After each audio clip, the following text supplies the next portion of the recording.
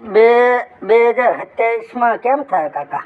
2027 ને 2027 જો ભાઈબંધ એવું છે કે જો જય અને ગોપાલ બે ભેગા થઈને જય ગોપાલ બની જાય ને તો ગોપાલ મુખ્યમંત્રી બને એવું છે. બાકી એકલા ગોપાલ થી મુખ્યમંત્રી બનાય એવું લાગતું મને એટલે આ જય ગોપાલમાં કાંઈ સમજાણું નહીં, શું કહેવા માંગો?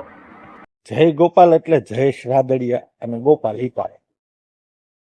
જયેશ રાદડિયાને ગમે એમ કરી અને સાધી લેવામાં આવે અને ગોપાલભાઈ અને જયેશભાઈ બે હારે થઈ ગયા નારાજ તો છે તો જે મોટી વોટ બેંક છે ને એને સાધી લેવામાં આવે અને બહુમતી કદાચ ના મળે ને તો પણ ગોપાલ ઇટાલિયા મુખ્યમંત્રી બને.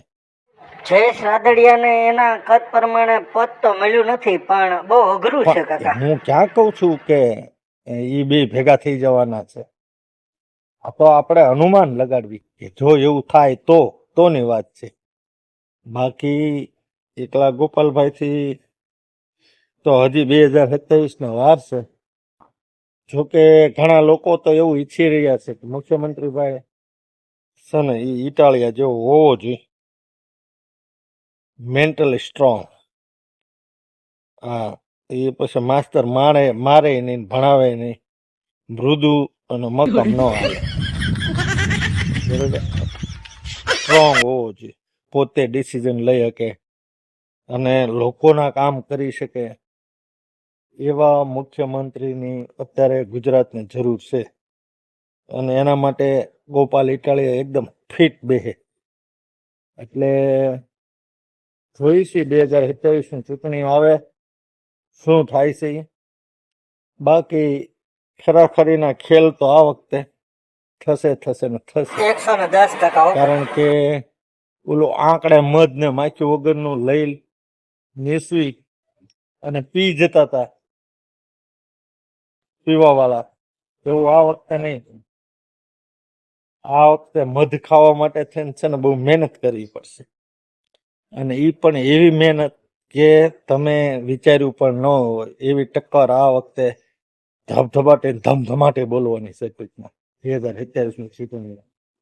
અને આનો ટ્રેલર તમને આ સ્થાનિક સ્વરાજની ચૂંટણી આવે છે કે ને, તાલુકા પંચાયત, જિલ્લા પંચાયત, મ્યુનિસિપાલિટી, આ બધી ચૂંટણીઓ ટૂંક સમયમાં આવે છે. એમાં એમનું ટ્રેલર જોવા મળશે. મેં વિચાર્યું નહીં હોય, ક્યારેય કલ્પના નહીં કરી હોય એવી જગ્યાએ આ લોકો સીટો કાઢીને જશે.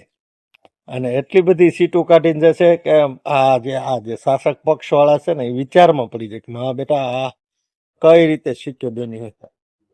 એટલે આ રીતની આખી મેટલ છે.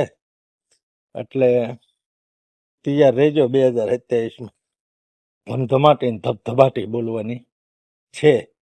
આસાનીથી ચૂંટણી ગધેડો ઉભો રાખે તો જીતી જાવ એ પોઝિશન આ વખતે છે નહીં, બિલકુલ.